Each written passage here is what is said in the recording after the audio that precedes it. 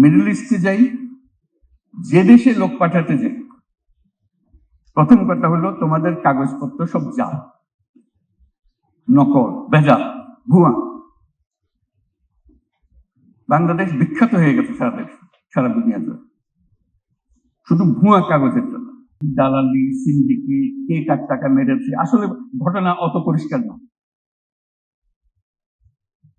পুরো জগৎটাই হলো দালাল বেষ্টিত জগৎ। আসল খবর কার কাছে বোঝা মুশকিল। আমাদের 18 কোটি লোকের মধ্যে 9 কোটি লোকের বয়স 27 বছরের কম। এর থেকে তরুণ জনসংখ্যা কোথায় পাবে? দালালি, সিন্ডিকেট, কে কার টাকা মেরেছে, আসলে ঘটনা অত পরিষ্কার না। পুরো জগৎটাই হলো দালাল বেষ্টিত জগৎ। আসল খবর কার কাছে বোঝা মুশকিল। কে কার থেকে কি কারণে টাকা নিচ্ছে বোঝা মুশকিল। সরকার অনেক দূরে এটার থেকে, ভেতরে ঢোকার ক্ষমতা সরকারের নাই, এখনো হয়নি, আশা করি একদিন হবে। এই হলো মানুষ যারা বিদেশ যেতে চাচ্ছে তাদের কপাল। জাপান গেলাম, শুনলাম তাদের বহু লোক দরকার। আমরা বলি যে আমরা লোক নিয়ে বসে আছি, কত লোক লাগবে বলো।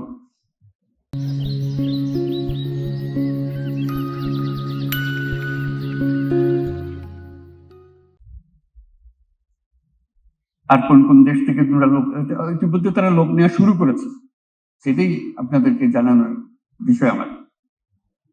ইন্দোনেশিয়া থেকে লোক নিচ্ছে, আরো কোন কোন দেশ থেকে লোক নিচ্ছে, নেপাল থেকে লোক নিচ্ছে। এবং নেপাল থেকে খুব সম্ভব যখন জাপান ভিজিট করি গত বছর, ইতিমধ্যে তারা 7,000 লোক নিয়ে গেছে নেপাল থেকে। জিজ্ঞেস করলাম বাংলাদেশ থেকে কত, যেটা দেখো অতি নগণ্য পরিমাণ, 1,000 2,000। তেমন নেপাল থেকে চলে গেল 7,000, বাংলাদেশ থেকে যেতে পারলো না, এটা কোন ধরনের কথা হলো? কোন ধরনের সরকার হলো এটা? তেমন কত লোক লাগবে বলে আপনি যত দিতে পারেন। আমি তাৎক্ষণিক বললাম যে আমরা 1 লক্ষ লোক পাঠাবো। আর কি বলতে পারি, এসব সংখ্যা বলা, সে যখন ওপেন এন্ডেড একটা কথা বলেছে, তারা বলছে হ্যাঁ আমরা 1 লক্ষ নেব।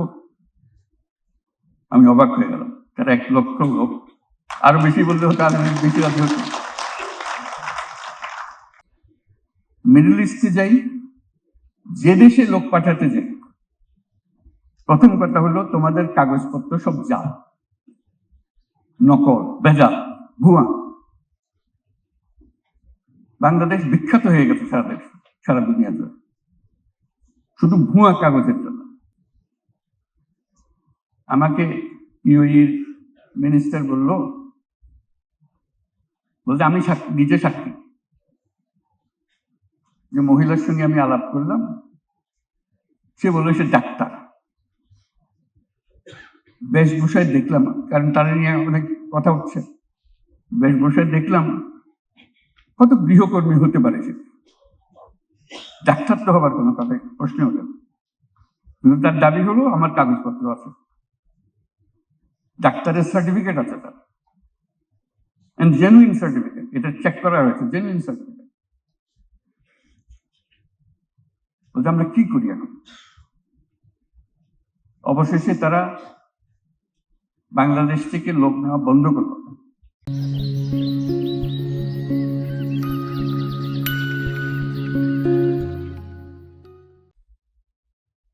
আপনাদের হয়তো মনে আছে, একেবারে টোটালি সিল, বাংলাদেশে কোনো লেখে না, সব কাগজ ভুয়া। এর জালিয়াত জাতি হিসেবে আমরা পরিচিত হয়ে গেছি।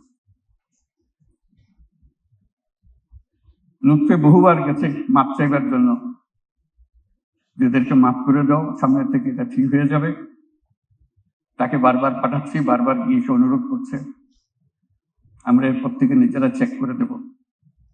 ওরা বলছে না, এই সিদ্ধান্ত আমরা পাল্টাতে পারবো না, কারণ আমাদেরকে এত ঠকাইছে পর্যন্ত। প্রতিটি কাগজ ভুয়া, এইগুলো অবস্থা। দরজা খুলছে কিনা জানি না, একবার শুনলাম শুধু অল্প একটু খুলেছে। শুধু একটা দেশ না, একাধিক দেশে একই অভিযোগ। তোমাদের লোক নেব কি করে, কাগজপত্র সব ভুয়া। ওই যে শব্দটা ম্যাজিক ওয়ার্ড যেটা উল্লেখ করলাম, ওইটাই হলো আসল দালাল। এই দালাল থেকে সবকিছু উৎপত্তি হচ্ছে। সে কাগজপত্র তার কারখানাতেই তৈরি হয়ে গেল সবকিছু, দেশের সঙ্গে তার কোনো সম্পর্ক নেই। কি কাগজ লাগবে মানিয়ে দিচ্ছি, যাকে যে কথা বলে তার থেকে টাকা আদায় করে একবার তার পৌঁছে দিলে সে টাকা সব পেয়ে যাচ্ছে। আমাদের কপালে কেই থাকবে? আমরা একটা জালিয়াত দেশ হিসেবে, জালিয়াত জাতি হিসেবে বেঁচে থাকবো? সবার দরজা একের পর এক বন্ধ করে দেবে? কয়টা দেশের এখন বন্ধ আছে আমাদের বলতে পারবে নাকি? কয়েকটা দরজা বন্ধ। অভিযোগ একটাই, আমরা জাপানের কথা বললাম, ইতালির কথা বললাম, এখন প্রায় সব দেশ থেকে আবেদন নিবেদন। পৃথিবীতে তারুণ্যের অভাব, আর আমরা হলাম তারুণ্যের খনি। এটা আমাদের মাথায় ঢুকতেছে না। এটা সোনার খনির চাইতেও বেশি গুরুত্বপূর্ণ। সারা দুনিয়াতে তরুণদের সন্ধানে আছে। আমাদের 18 কোটি লোকের মধ্যে 9 কোটি লোকের বয়স 27 বছরের কম। এর চাইতে তরুণ জনসংখ্যা কোথায় পাবে? সারা দুনিয়াকে আসতে হবে এখানে। খনি আমাদের হাতে। ওই যে রেয়ার মিনারেল বলে, আমাদের কাছে রেয়ার মিনারেল রয়ে গেছে, এখানে আসতে হবে। কিন্তু আমাদেরকে তৈরি হতে হবে। তৈরি থাকলে যে কোনো জায়গায় যেতে চান তারা সাধ্য সাধনা করে তাদেরকে নিয়ে যাবে। এখন অনুরোধ আসে পোল্যান্ড থেকে,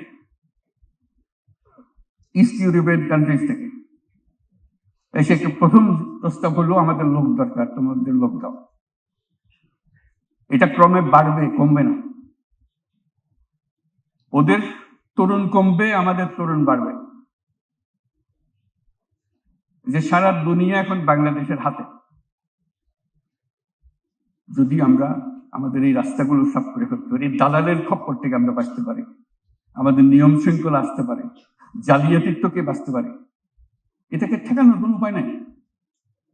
কারণ এই রেয়ার মিনারেল তাকে আসতেই হবে, এই খনিজ তাকে খোঁজ নিতেই হবে এবং সেটা সন্ধান করতে হবে। সন্ধান করলে এই খনির গোড়া সেখানে আসতে হবে। এই হলো গোড়া।